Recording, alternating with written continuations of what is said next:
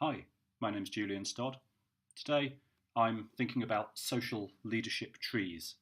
I've been wanting to expand out some of the work on social leadership to look at how we can build out groups of social leaders, how our individual journey into social leadership contributes to an overall social movement or change within an organisation. And over the last couple of days I've been thinking about what will these groups be? Will they be social leadership circles or social leadership tribes? And both those names kind of work, but they also have limitations. Both of them kind of inherently imply there is an edge to things, or that there's an element of exclusivity. I also thought about social leadership clubs, but that had the same notion. And then last night, as I was walking around the lake here in Munich, I'm just outside Munich, I was walking through the woods and I thought, oh, trees are good. They tie in with a notion of social leadership I've already explored, which is authenticity. I sometimes represent authenticity as a tree with the roots that we put down.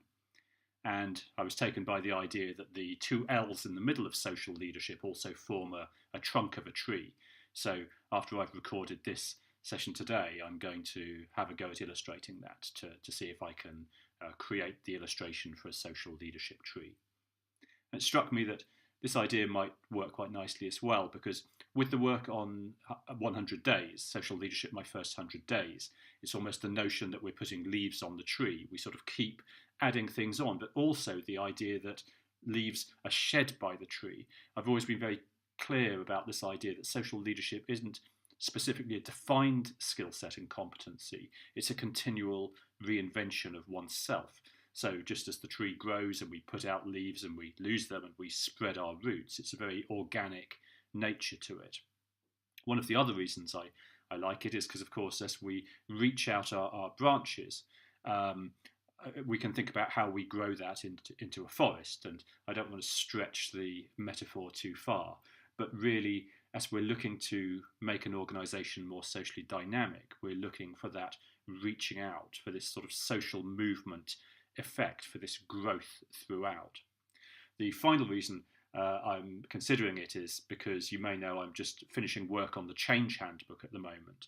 And in the Change Handbook, I actually use a language around seed communities, saying that the way we can affect change in a co-creative, collaborative way is to create small seed communities, not communities that have all the answers, but ones where we will sprout those seeds and we will kind of grow and find the answers. So obviously I can tie those aspects of work together as well.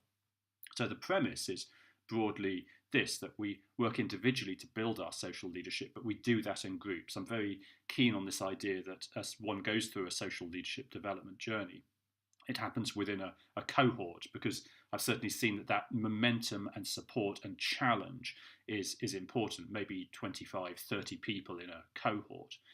So you grow that kind of forest around you, but then you spread those seeds around an organisation. So each of those people may go and set down in a different place and grow a new group around themselves. So in that sense, we kind of spread and grow through the organisation.